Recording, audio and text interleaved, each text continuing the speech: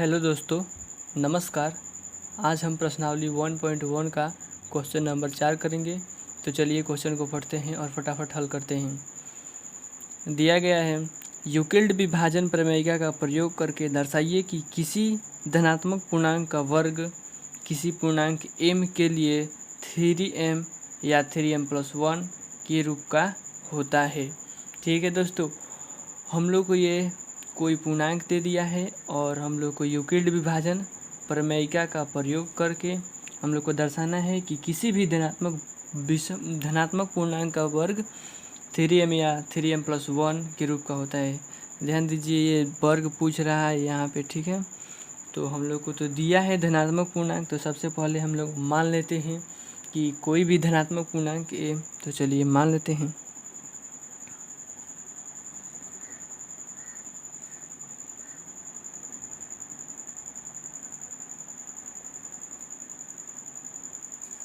माना कि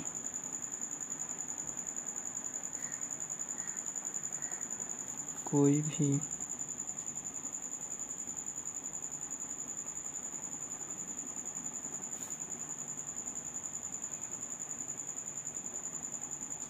धनात्मक पूर्णांक = a। ठीक है दोस्तों, हम लोग कोई भी धनात्मक पूर्णांक को a मान लिए। ठीक है, अब हम लोग को भाजक दिया है b। ठीक है, भाजक तो हम लोग को 3 दे दिया है। ठीक है, जिसको हम b बोलते हैं। a = b³ + r। तो यहाँ b का मान 3 दिया है जो भाजक है। तो हम लोग मान लेते हैं b = 3। ठीक है, b क्यों मान रहे हैं यहाँ पे? क्योंकि भाजक जो दिया है अपना b 3 दे दिया है यहाँ, इसलिए। तो यहाँ इधर लिख देते हैं, इधर कोष्ठ में, क्योंकि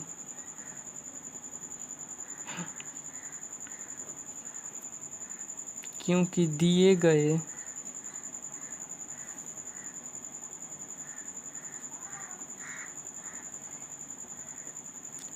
संख्याओं का रूप 3m या 3m+1 है। क्योंकि यह दिए गए जो संख्या है उसका रूप 3m या 3m+1 है, इसीलिए हम लोग इसको भाजक b मान रहे हैं। ठीक है दोस्तों, तो चलिए अब हम लोग यूक्लिड विभाजन प्रमेयिका का प्रयोग करते हैं और इसका हल करते हैं। यूक्लिड विभाजन हम लोग लिखते हैं यहाँ पे।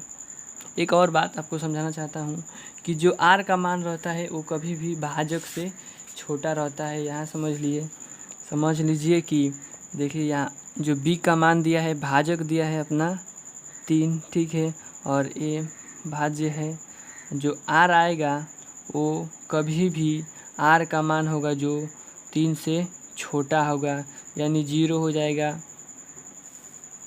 1 हो जाएगा, 2 हो जाएगा। ठीक है, 0 1 2, जो r का मान होगा वो 0 1 2 3 से कभी भी छोटा होता है। मतलब कि भाजक से r का मान कभी भी छोटा होता है। क्या आप मेरे बात को समझ रहे हैं? मैं कहना चाहता हूँ कि भाजक जो होता है ना, वो r से कभी भी बड़ा होता है, और r है जो भाजक से कभी भी छोटा होता है। तो मेरा भाजक 3 है और r इससे छोटा होगा, तो इससे छोटा क्या क्या हो सकता है? तो 0 हो सकता है, 1 हो सकता है और 2 हो सकता है। तो यहाँ हम लिख देंगे यूक्लिड विभाजन प्रमेयिका से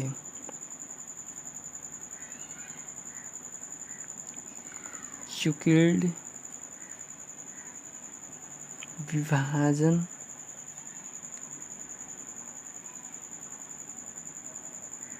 प्रमेयिका से। ठीक है,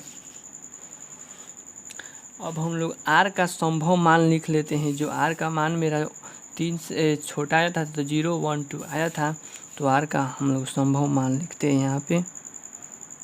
r का संभव मान यानी r का मान क्या क्या हो सकता है? तो 0 हो सकता है, 1 हो सकता है और 2 हो सकता है। ठीक है, 0 1 2 ये r का मान हो सकता है 3, जो 3 से छोटा है। ठीक है, अब हम लोग यूक्लिड विभाजन प्रमेय का जानते हैं क्या होता है। a = b q plus are.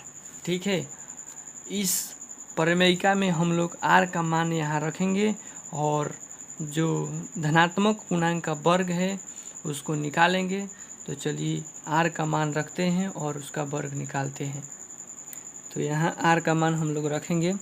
तो पहला स्थिति हमें यहाँ लिख देते हैं।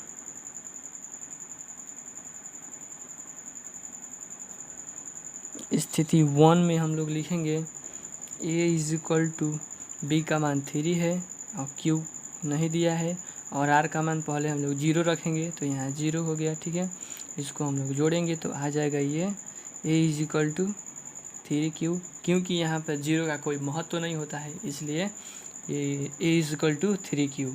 अब इसका जो क्वेश्चन में बोल रहा था हम लोग को, देखिए यह वर्ग बोल रहा था ना, इसलिए अब हम इन दोनों पक्षों में वर्ग करेंगे। ठीक है, तभी हम लोग को धनात्मक पूर्णांक का वर्ग प्राप्त होगा। तो यहाँ लिख देंगे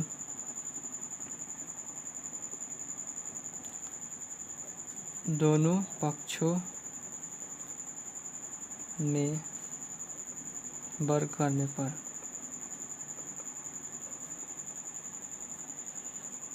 ठीक है, यहाँ दोनों पक्षों में वर्ग लिख कर देंगे तो ये हो जाएगा ए स्क्वायर और ये हो जाएगा 3q का स्क्वायर।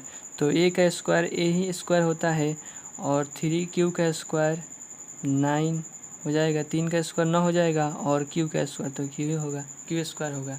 ठीक है, अब इसमें से हम लोग कॉमन लेंगे। ठीक है, a square is equal to हम लोग इसमें से 3 कॉमन लेंगे तो ये बच जाएगा 3q स्क्वायर।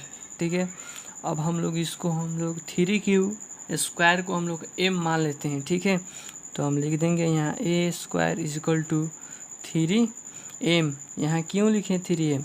क्योंकि यहाँ लिख देंगे जहाँ 3q square is equal to m है।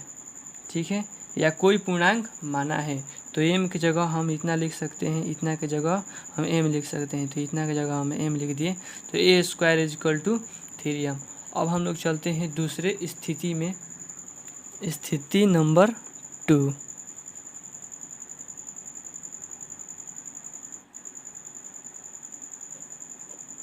ठीक है, अब हम लोग यहाँ स्थिति नंबर 2 चलेंगे। अब दूसरा a is equal to 3q plus, अब 0 तो रख दिए हैं, उसके बाद से r का मान यहाँ पर देखिए, r का मान यहाँ पर 1 है। ठीक है, यहाँ पे 1 है, पहले हम लोग 0 रख दिए, अब 1 रखेंगे फिर 2 रखेंगे। तो चलिए हम लोग r का मान 1 रखते हैं यहाँ पे। तो 1 हम लोग यहाँ रख दिए हैं और फिर इसका भी वर्ग करेंगे। तो यहाँ लिख देंगे दोनों पक्षों में वर्ग करने पर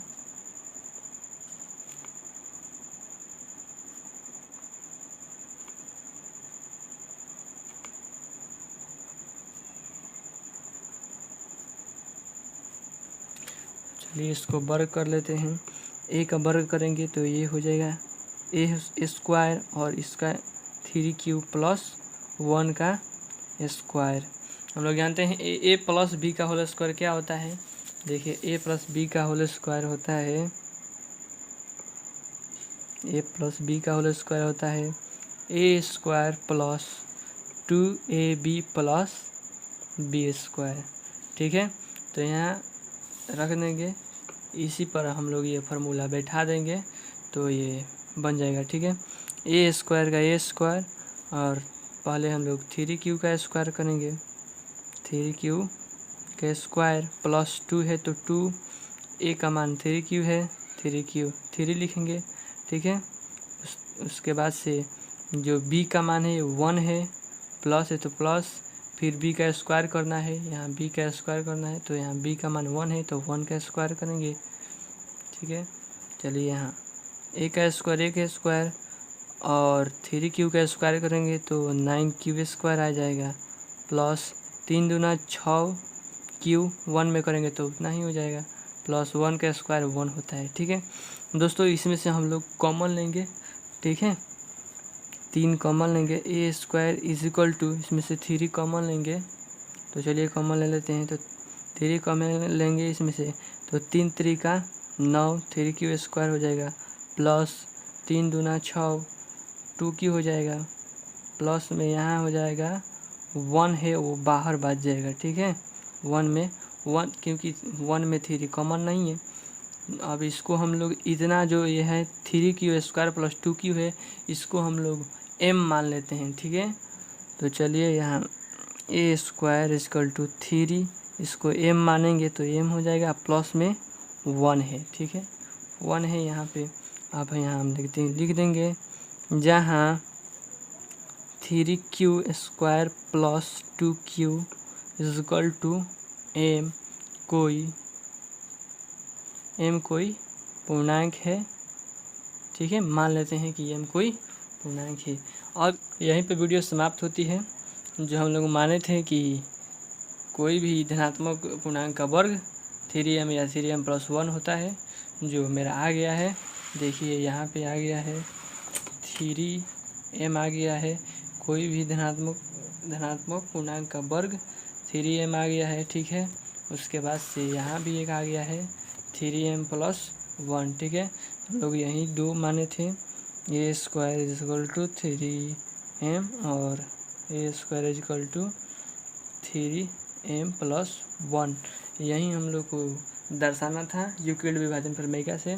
तो दोस्तों आशा करता हूँ कि वीडियो पसंद आई होगी, और चैनल को सब्सक्राइब कीजिए अगर वीडियो को पसंद आई होगी तो, और वीडियो को लाइक भी कीजिए और शेयर भी अपने दोस्तों के पास कीजिए। चलिए मिलते हैं अगले वीडियो में, तब तक के लिए धन्यवाद।